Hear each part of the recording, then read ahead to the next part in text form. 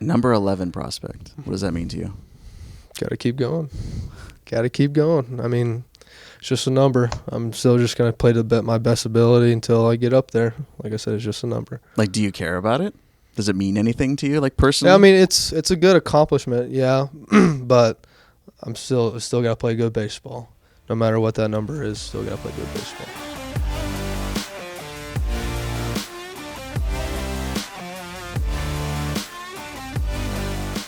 First ever guest in the brand new studio here at Hammons Field, Jimmy Crooks.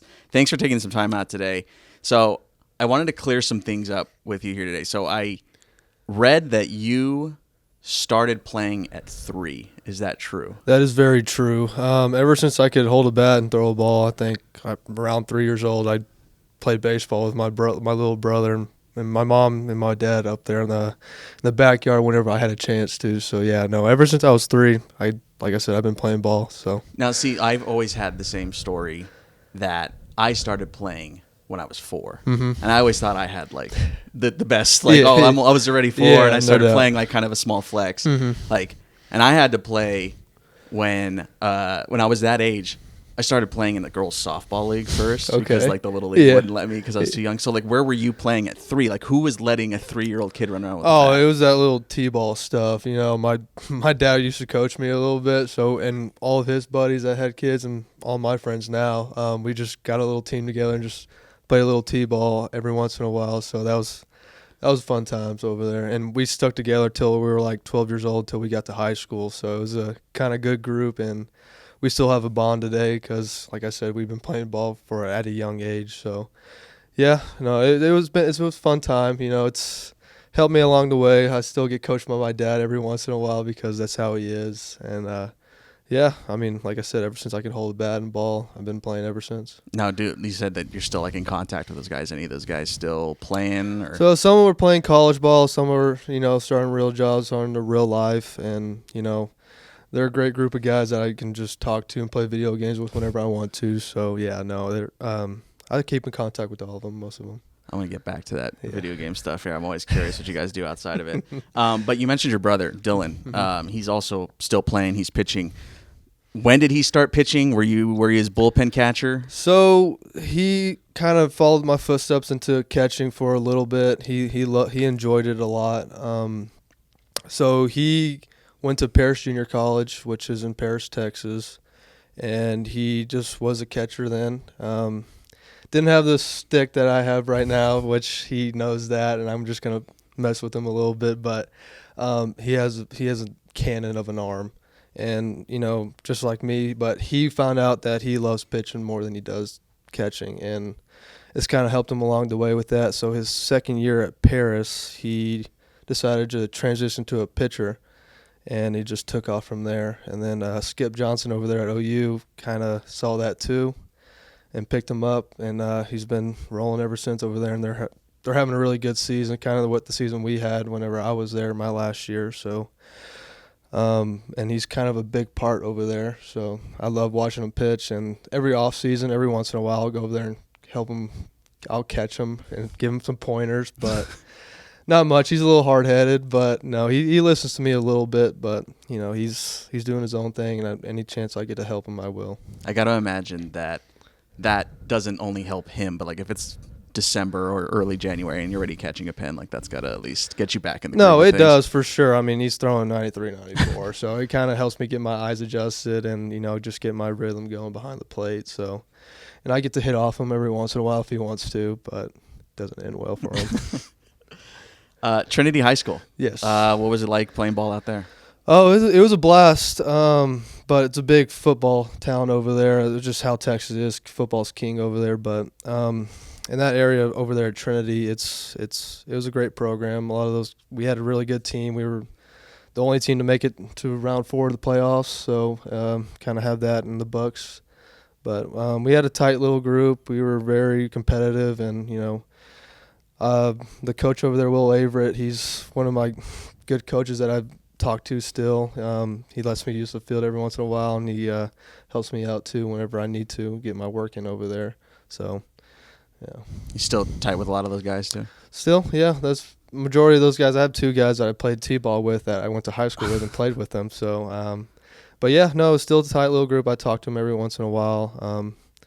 One of the guys is actually coaching there now, Luke Reisenhoover. So, like I said, I get to chat with all those guys, just, play video games with them, and then, like I said, use the field whenever I want to. And I'm very grateful that they can let me do that whenever I want to. I know, like, down in Texas, like you mentioned, big football area. Mm-hmm. Obviously, it's like Minnesota for hockey or Southern California for baseball. So, like, did you have any desire to play football, or did you feel any pressure that, like, I kind of have to play football? Oh, no pressure at all. I love playing football. I played till my freshman year, so I played middle linebacker and fullback. But once I got to, because at Texas, it's K through 6, 7 through 9, and then 10th and 12th are high school. Mm-hmm. So once I got into high school, legitimate, like 10th grade, my mom said no. That's funny. My mom told me no from, like, Pop Warner. Like, she's like, no, definitely not. Yeah, no, my mom said no. Those guys are getting way too big. I was like, I agree with you. So, no, after my 9th grade year, I called it quits because I was like, I'm not going to get hurt. I found what I would love to do is play baseball, so I wasn't going to risk that at all, and she knew that. So she kind of helped me push it away. But no, I used to really enjoy it because it was fun trying to get your anger out every once in a while. But no, baseball was what I loved. So, and I guess at that time too, you're, at least on the high school level, maybe you're still allowed to be hit on the catching front, right? You're still can be plowed a little bit. I still get a little geared up. So, but yeah, no, it's with catching is like you get the ball every time. I'm ADHD in a sense. Like I love receiving the ball the whole time and like being the little.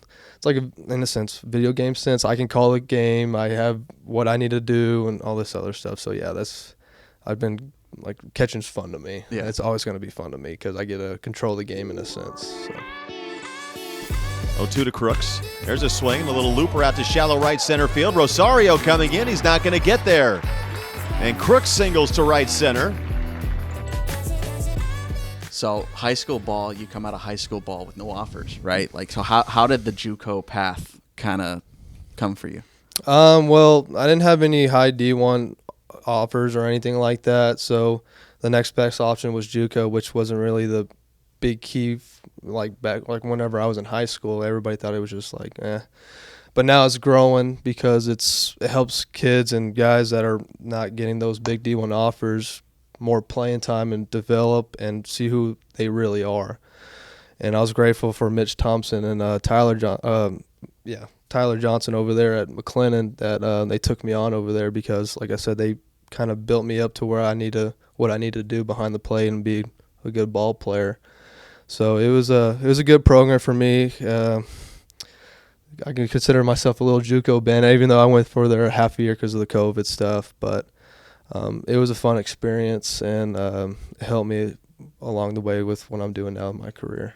Now, when you're not getting those big D1 offers, and obviously you're seeing, like, especially now because guys are like posting on Twitter, like, I'm excited to announce I'm furthering my career and that, like, I'm going to Arkansas or whatever, like those big ones.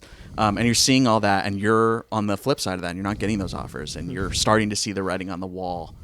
What's that motivation for you? Like, do you, and for other guys I'm sure that have gone through this as well, is that motivating or is that more like degrading? Like, how did you compartmentalize that in your head of, okay, do I want to keep playing or is this it? I mean, it lit a fire under my ass in a sense. I mean, I hit very well in high school and all the little summer leagues that I played in, I absolutely did really good. And in a sense, and what I thought I did really good.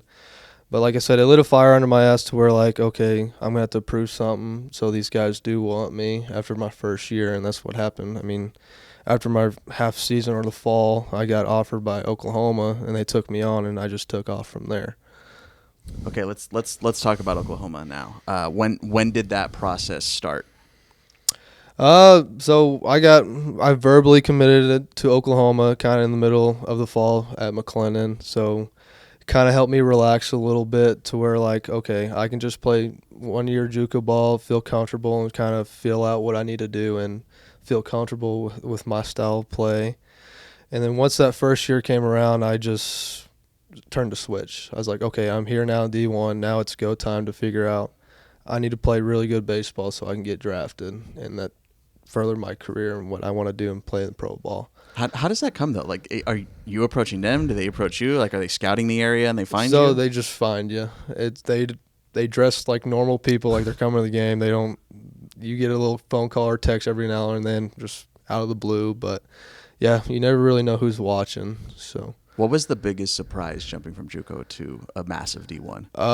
Well, there was less running.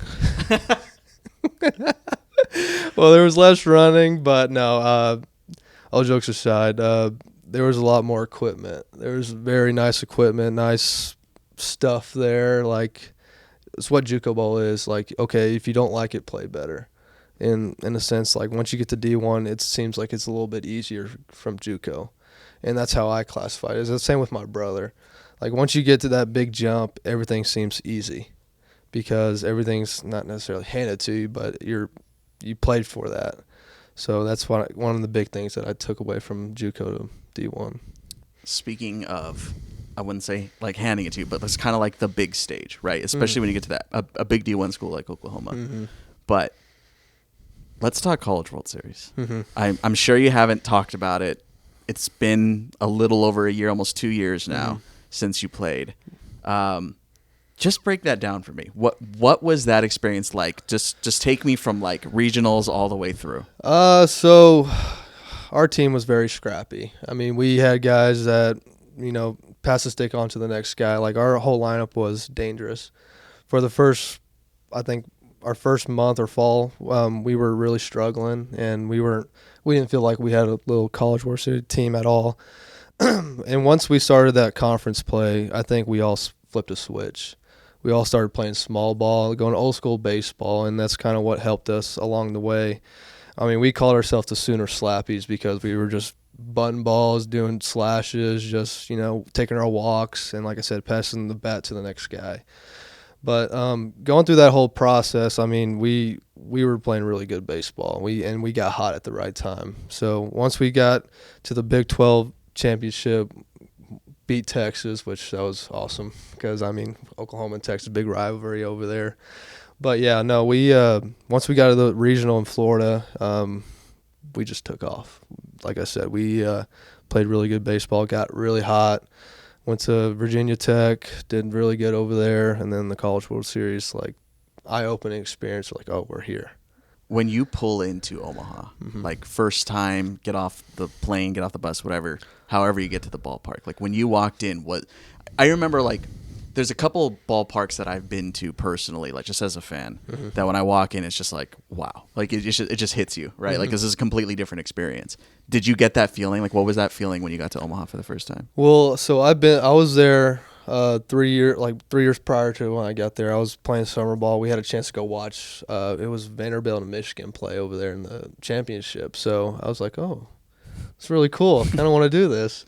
And I got the blessing to with Oklahoma. But, yeah, no, walking through on the field was very eye-opening. And I think I got chills from it because, like, this is what every college D1 athlete wants to do is play in Omaha, which it's really a blessing that I got to be able to do that and actually play in the championship where, I mean, there was a blue road, like it was all Ole Miss fans. So I mean, I get it, but I mean, it was still fun, even though the outcome wasn't what we wanted.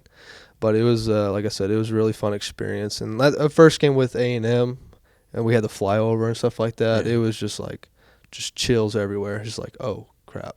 It's very real. Very real. It's very like this is.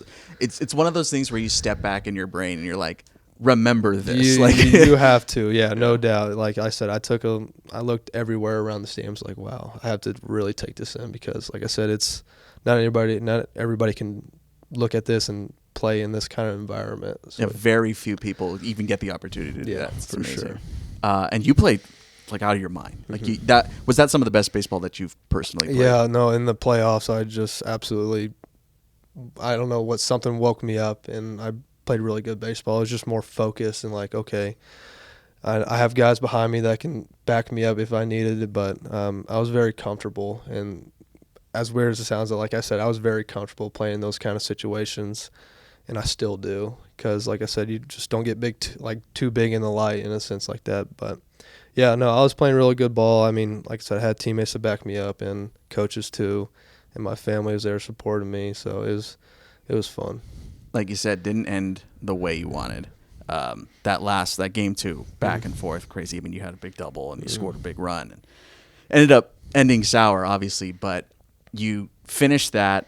A couple months later is the draft, which for Oklahoma, 11 draftees from that team, and you said that season started not thinking 11, right? No. And you were one of 11. Of course, Cade Horton was also drafted, a guy you caught a million times, I'm sure. Did you ever once consider that team would go on to have 11 draftees that draft? Oh, yeah. I mean, all of our guys like I said, everybody in that lineup and the pitching staff, we knew we had good guys. Like, we know that we're going to go a long ways in our career, and I knew that from the get-go. Starting from fall ball, I was like, okay, guys, we're really good. Like, in a sense, like, y'all are good.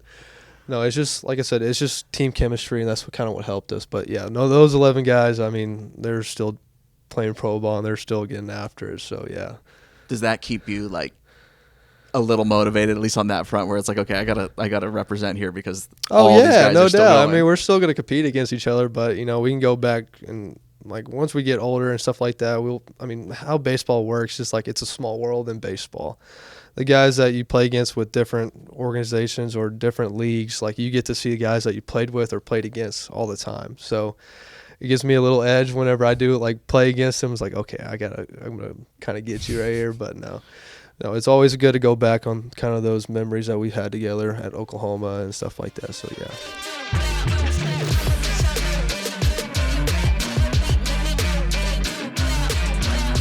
So you go from College World Series to draft to your debut. Mm-hmm. That happens in the span of a couple of months, essentially. Yeah. And like I said, it's been a little over a year, almost 2 years now since the College World Series and since that whole experience.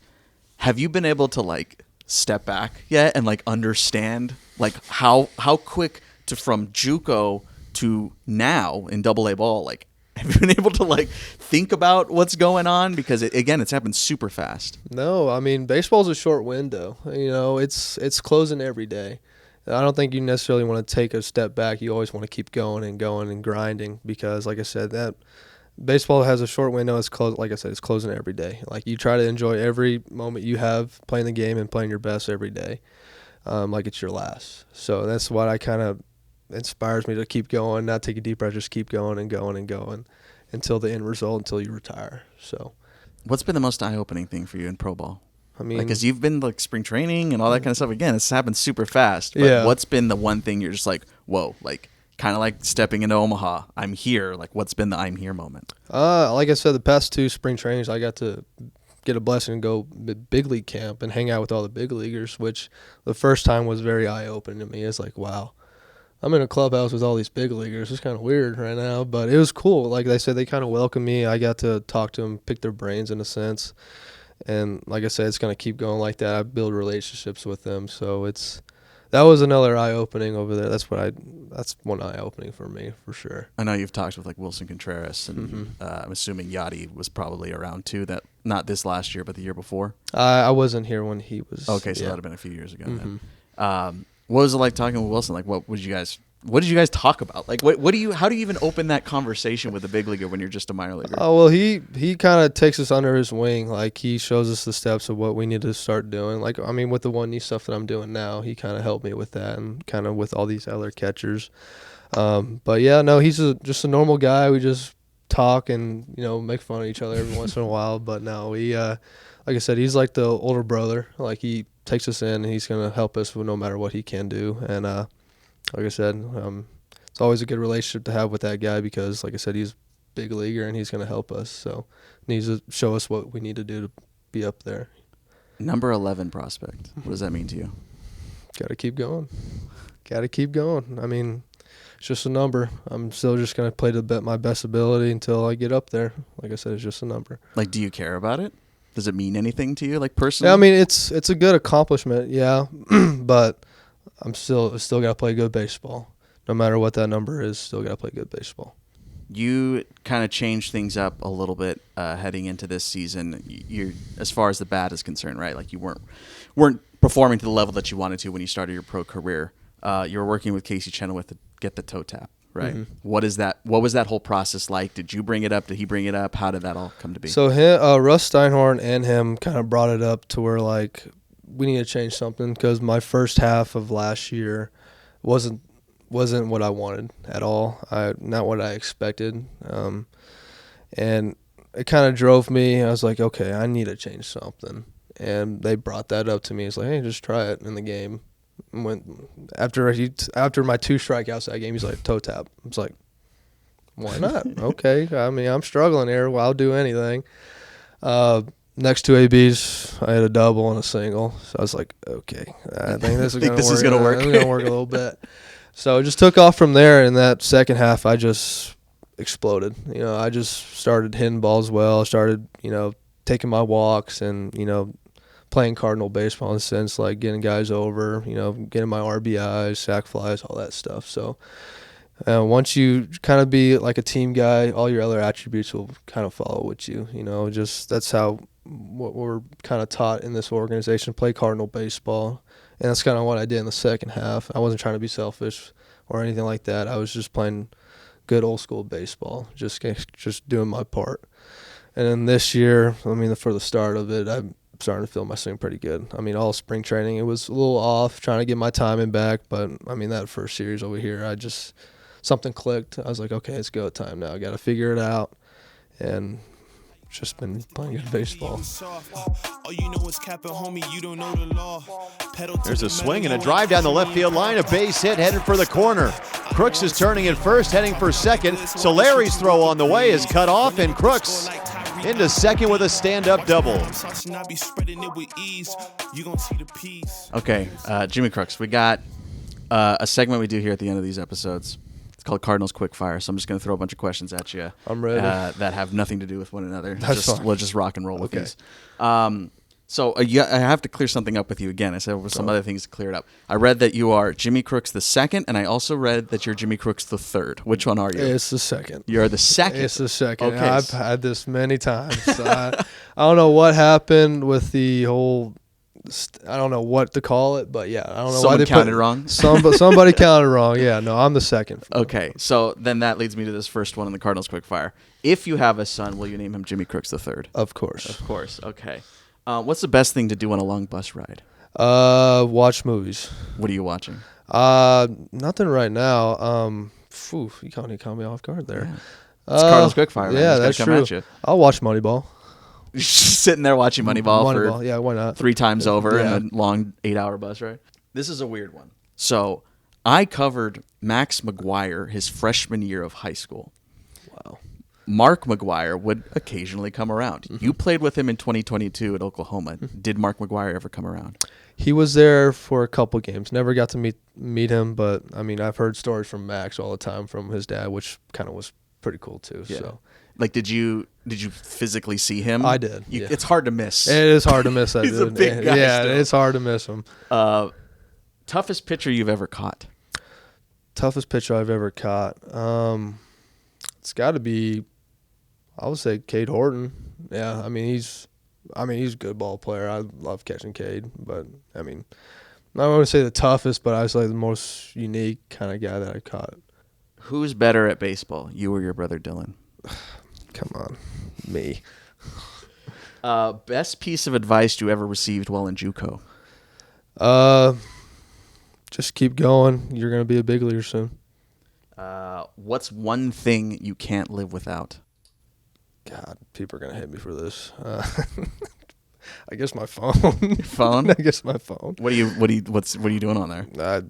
Communicating with everybody, my friends, my family. Because you're not an Instagram guy. Oh, no. Like at all. Like no. you have like 6 posts. I just like talking to people. That's all I do. Yeah.